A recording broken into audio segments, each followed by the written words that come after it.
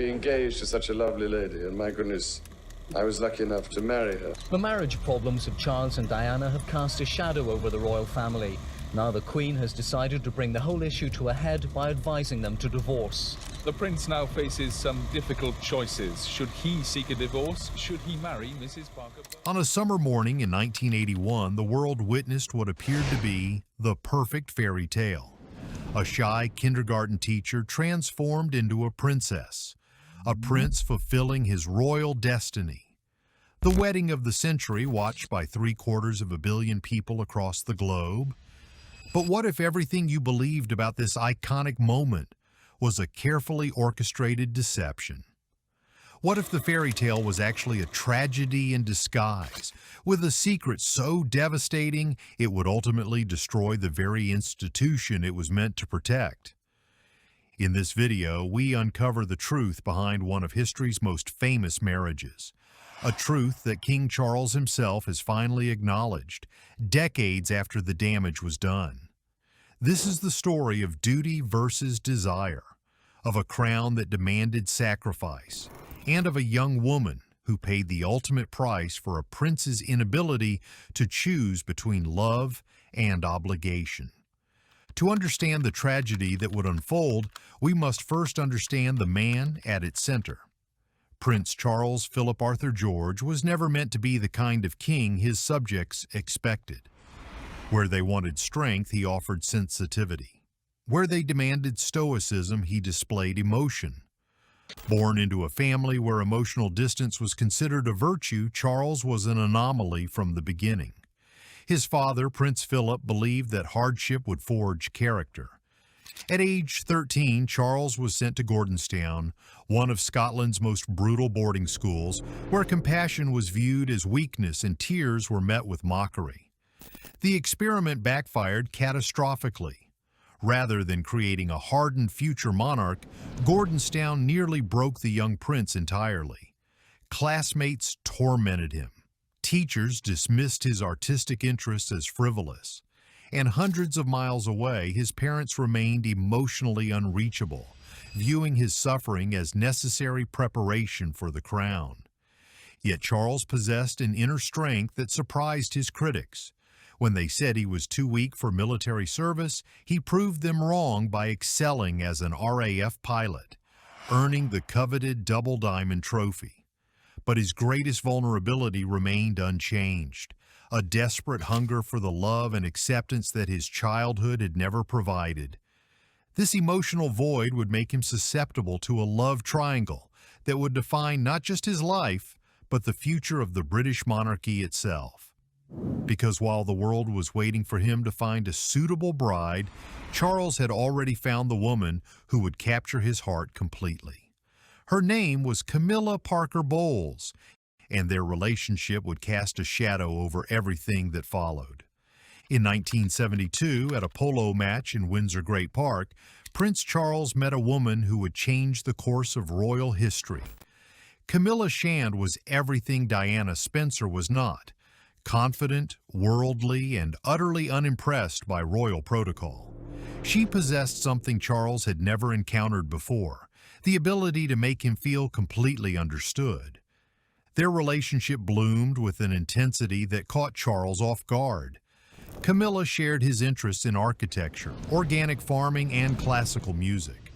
She listened to his philosophical musings without judgment and encouraged his artistic pursuits when others dismissed them as eccentric.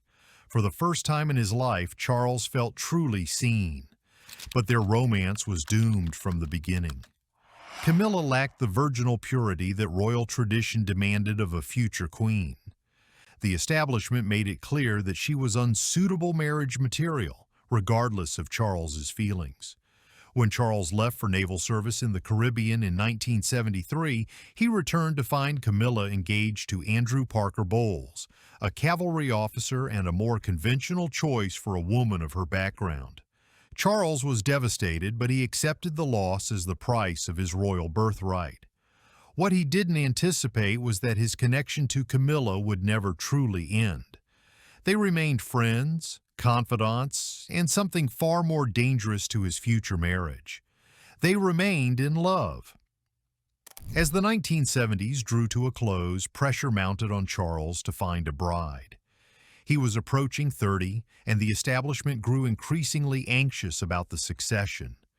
They needed him to marry and produce heirs, preferably with a young woman who could capture the public's imagination and modernize the monarchy's image. The woman they found exceeded their wildest expectations. She was young, beautiful, aristocratic, and seemingly perfect for the role of princess. Her name was Diana Spencer, and she would become both the making and the breaking of Charles's public image. Lady Diana Frances Spencer was born into privilege, but her childhood was marked by the same emotional abandonment that had shaped Charles's early years. When her parents divorced in a bitter custody battle, 6-year-old Diana was forced to choose between them in court, a trauma that would leave lasting scars on her ability to trust. By 1980, Diana had grown into a beautiful but insecure 19-year-old, working as a kindergarten teacher in London and sharing a flat with friends. She was innocent in every sense that mattered to the royal establishment, virginal, apolitical, and seemingly malleable enough to be shaped into the perfect princess. The media's fascination with Diana began almost immediately after her connection to Charles became public. They presented her as a breath of fresh air, young, modern, and relatable in ways that the royal family had never been. But behind her radiant smile lay a vulnerability that the royal machine would exploit ruthlessly. Diana entered the relationship believing she could win Charles's love through devotion and submission.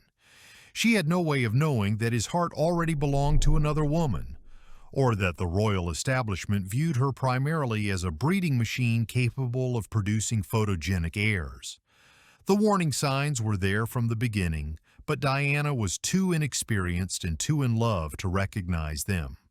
When Charles proposed after just 6 months of courtship, she said yes immediately, believing she had won the ultimate prize.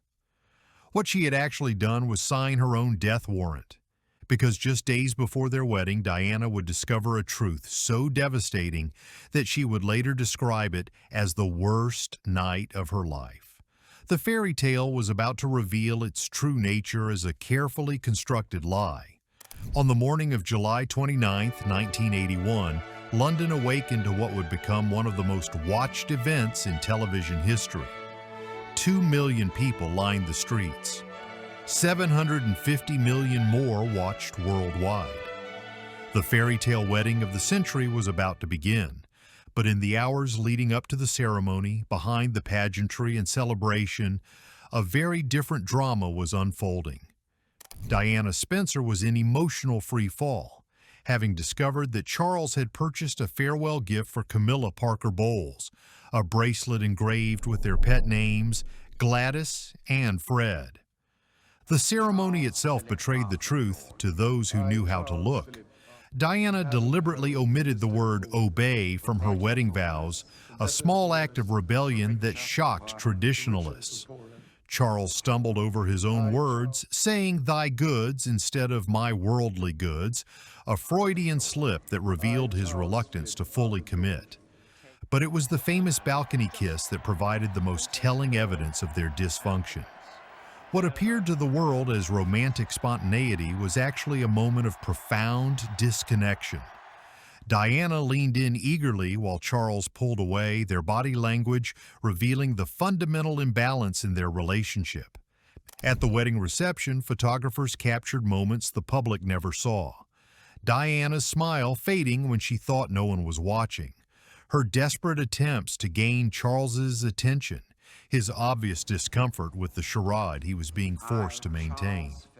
As their honeymoon began aboard the royal yacht Britannia, the newlyweds were already trapped in a marriage that existed more for public consumption than private happiness. Diana clung to the hope that time and devotion could win Charles's love. Charles retreated into duty and obligation, convinced that his personal feelings were irrelevant to his royal responsibilities. Neither of them realized that their marriage was about to become a public battleground that would ultimately threaten the very survival of the British monarchy. The cracks in the royal marriage became visible almost immediately. Diana's natural warmth and accessibility made her an instant global icon, while Charles appeared stiff and outdated by comparison. The public had fallen in love with the wrong member of the couple, and Charles resented it deeply. Privately, Diana was struggling with depression, bulimia, and the crushing realization that her husband would never love her the way she loved him. Her attempts to discuss their problems with Charles were met with cold dismissal. The royal family viewed her emotional needs as tiresome complications that threatened their carefully managed public image. Meanwhile, Charles's relationship with Camilla had resumed in all but name. They spoke regularly on the telephone, met at social events, and maintained the intimate connection that his marriage lacked. Diana knew about these communications and confronted Camilla directly at a birthday party in 1989. "I know what's going on," Diana told her rival. Camilla's response was devastating in its casual cruelty. "You've got everything you ever wanted. You've got all the men in the world falling in love with you, and you've got 2 beautiful children. What more do you want?" The answer was simple. Diana wanted her husband's love, but Charles had already given that to someone else, and no amount of public adulation could fill the void that his emotional absence had created in their marriage. By the early 1990s, the fiction of the royal marriage could no longer be maintained. Leaked telephone conversations, unauthorized biographies, and increasingly public displays of unhappiness had made the truth impossible to ignore. Charles faced a choice: continue living a lie or risk everything by telling the truth. In a decision that would define his legacy, Charles chose confession. In a nationally televised interview with Jonathan Dimbleby, he admitted that he had been unfaithful to Diana, though only after their marriage had irretrievably broken down. He expressed no remorse for the pain he had caused, framing his adultery as an inevitable response to an unhappy marriage. The public reaction was swift and brutal. Charles's approval ratings plummeted. Diana was seen as a victim of royal callousness, while Charles appeared weak and self-serving. The confession that was meant to clear the air had instead created a public relations catastrophe that would take decades to repair. Diana's counterattack came a year later in her own explosive interview with Martin Bashir. "There were 3 of us in this marriage," she said, "so it was a bit crowded." The line became one of the most famous quotes in royal history, encapsulating the tragedy of their relationship in a single devastating observation. Today, as King Charles III sits on the throne he waited 74 years to inherit, the ghosts of his past continue to haunt him. Friends and biographers report that he is consumed with regret over his treatment of Diana, acknowledging privately that his choices caused immeasurable harm to an innocent young woman who deserved far better. The irony is palpable. Charles finally has the woman he always loved by his side as queen consort, but their happiness came at a price that continues to define his reign. Diana's death in 1997 transformed her from a troubled ex-wife into a martyred saint, beloved by the public in ways that Charles can never hope to match. Diana's sons carry their mother's legacy forward, their own marriages serving as implicit rebukes to their father's choices. William and Catherine, Harry and Meghan, both couples, represent the kind of love-based partnerships that Charles and Diana never achieved, despite their public promises to do so. The question that haunts Charles's reign is whether his confession was an act of courage or cowardice. Did he tell the truth to clear his conscience or to justify choices that were fundamentally selfish? The answer may depend on whether one views him as a victim of an archaic system or as a man who simply lacked the courage to choose love over duty when it mattered most. The story of Charles and Diana's marriage is ultimately a cautionary tale about the dangers of placing institution above individual happiness. The fairy tale that captivated the world was built on a foundation of lies, duty imposed against natural inclination, and the sacrifice of genuine love for public expectation. Diana paid the highest price for this deception, but Charles paid a price as well. He gained a crown but lost his moral authority. He married the woman he loved but destroyed his relationship with his sons. He told the truth, but did so too late to matter. As Britain moves forward under King Charles III, the lessons of his first marriage remain relevant. Can an institution that demands such personal sacrifice from its members truly serve the public good? Is duty more important than happiness? And when the fairy tale ends, who is responsible for the damage left behind? These are the questions that history will ultimately judge, long after the last echoes of those wedding bells have faded into memory. The royal deception of 1981 may have fooled 750 million viewers, but the truth, as it always does, eventually found its way to the surface.